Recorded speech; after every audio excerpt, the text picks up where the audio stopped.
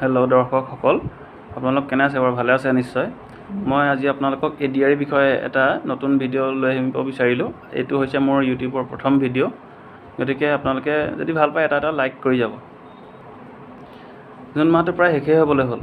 July মাহ আহি আছে। নেক্সট জুলাই মাহত গোটেই ফিল্ডবোৰত পানীৰে ভৰ্তি। গতিকে হিমন্ত বিশ্ব শৰ্মা ছাৰে কৈছে যে ADR আৰু অসম পুলিচৰ পৰীক্ষাটো পিছুৱাই দিয়া হ'ব।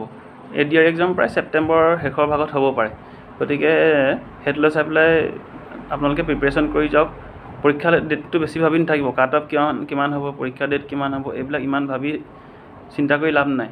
গতিকে হাতত সময় আছে, যথেষ্ট সময় আছে, এতিয়াও 3 মাহ সময় আছে। গতিকে ভালদৰে পঢ়িব লাগে, নিশ্চয় সফল হ'ব পাৰি। এবাৰ কাট অফ অলপ নিশ্চয় বেছি যাব, বহুত বেছিও নহয়, আগতকৈ 4-5 নম্বৰ বেছি বাঢ়িব। আগতকৈ কাট অফ বহুত বেছি চিন্তা কৰিবলগীয়া নাই। গতিকে প্ৰিপেৰেশ্যনটো অলপ মজবুত কৰিব লাগিব। আৰু আপোনালোকে যিটো উদ্যমেৰে আগতে পঢ়িছিলে এতিয়াও সমানে পঢ়ি যাওক। পৰীক্ষা দেৰিকৈ পাতিব বুলি ইমান ঢিলা হৈ নিদিব। গৰমটো যথেষ্ট পৰিছে, গতিকে আপোনালোকে পঢ়াটো অক্ষুণ্ণ ৰাখক, ধাৰাবাহিকভাৱে পঢ়ি যাওক। লগতে বিশেষকৈ আপোনালোকে ৰাতিপুৱা সময়ত পঢ়িব, অংক নকৰিব। আৰু ৰাতি সময়খিনিত অলপ অংক কৰিব, ৰিজনিং কৰিব, এনেকুৱাবিলাক। আপুনি দিনটোত যদি 4 ঘণ্টা সময় যদি পঢ়ে নহয়, ধৰি লওক 2 ঘণ্টা জেনেৰেল নলেজ, 1 ঘণ্টা ইংৰাজী, 1 ঘণ্টা অংক, এনেকৈ যদি পঢ়ে নহয়, আপোনাৰ 80% মাৰ্ক আৰামত আহি যাব। গতিকে আপোনালোকে ইমানবোৰ কষ্ট কৰিব দৰকাৰ নাই। এইবাৰৰ নিচিনা সময় আনকালে কোনোদিন হোৱা নাই।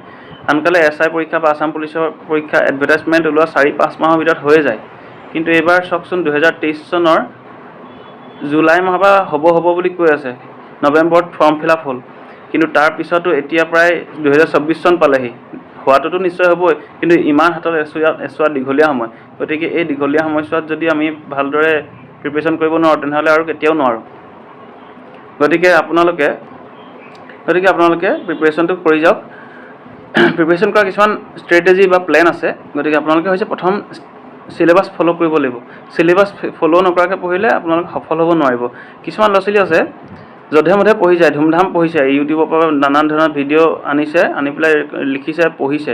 এনেকৈ পঢ়িলে কিন্তু কাম নহ'ব। সময়ত কি হ'ব, এটা ফালে বহুত বেছি পঢ়িব, কিছুমান দৰকাৰ নোহোৱা বস্তুবিলাক বেছিকৈ পঢ়িব, দৰকাৰ থকা বস্তুবিলাক কমাই পঢ়িব, এনেকুৱা হৈ যাব। বস্তুটো চিজিল নহ'ব। গতিকে চিলেবাছ ফ'ল' কৰি পঢ়ক। চিলেবাছ জানিবৰ কাৰণে আপোনালোকে কি কৰিব, 5-6 বছৰমানৰ যিকোনো অসম চৰকাৰ পৰীক্ষাৰ প্ৰশ্ন আপোনালোকে সংগ্ৰহ কৰক। কৰি পেলাই তাত যিবোৰ বিষয়ৰ ওপৰত প্ৰশ্ন আহিছে, সেই বিষয়বোৰৰ ওপৰত অলপ অধ্যয়ন কৰি পেলাই ইউটিউবত খুচৰি নিজে তেনেকুৱা সম্বন্ধীয় প্ৰশ্নবোৰ উলিয়াব চেষ্টা কৰক। আৰু লগতে আপোনালোকে পঢ়াখিনি কেনেকৈ পঢ়িব, আজি ৰাতিপুৱা যিখিনি পঢ়িলে নহয়, সেইখিনি আকৌ আপুনি আবেলি সময়ত এবাৰ ৰিভাইজ কৰিব। আকৌ তাৰ পিছদিনাখন আকৌ ৰাতিপুৱাকৈ নতুন বস্তু পঢ়িব। আকৌ সেই ৰাতিপুৱা নতুন বস্তুখিনি যিখিনি পঢ়িব নহয়, সেইদিনাখন আকৌ আবেলি ৰিভাইজ কৰিব। আৰু একেবাৰে সপ্তাহৰ শেষত এই গোটেই সপ্তাহটোত যিখিনি পঢ়িলে নহয়, আকৌ এবাৰ ৰিভাইজ কৰিব। প্ৰথম অৱস্থাত কিছু পাহৰিব, এবাৰতে আপোনালোকৰ মনত নাথাকে। কিন্তু যেতিয়া একেখিনিকে 4-5 বাৰ আপোনাৰ ৰিভাইজ হৈ যাব নহয়, তেতিয়া আপোনাৰ আৰু কেতিয়াও নাপাহৰে। বা পাহৰিলেও যদি অপশ্যনটো আপুনি দেখি যায় নহয়, মনলৈ আহি যাব। গতিকে আপোনালোকে এনেদৰে প্ৰিপেৰেশ্যন কৰি যাওক। আৰু অংকটো ডেইলি কৰক। যিসকল অংকত অলপ দুৰ্বল, তেওঁলোকে ডেইলি অংক কৰক। অংক বহুত বেছি টান নাহে, মই দেখিছোঁ।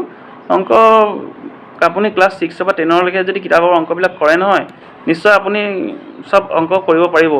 অসম চৰকাৰ যিবোৰ পৰীক্ষা আছে, ইমান টান অংকও দেখা নাই। যিমান ল'ৰা ছোৱালীবিলাকে কয় যে অংক টান পাইছোঁ, অংকৰ কাৰণে বহুত ল'ৰা ছোৱালী ফেইল কৰি যায়। কিন্তু ইমান টান অংক নহয়। আপুনি যদি অংক নোৱাৰে, অলপ বেছি সময় দিয়ক অংকত।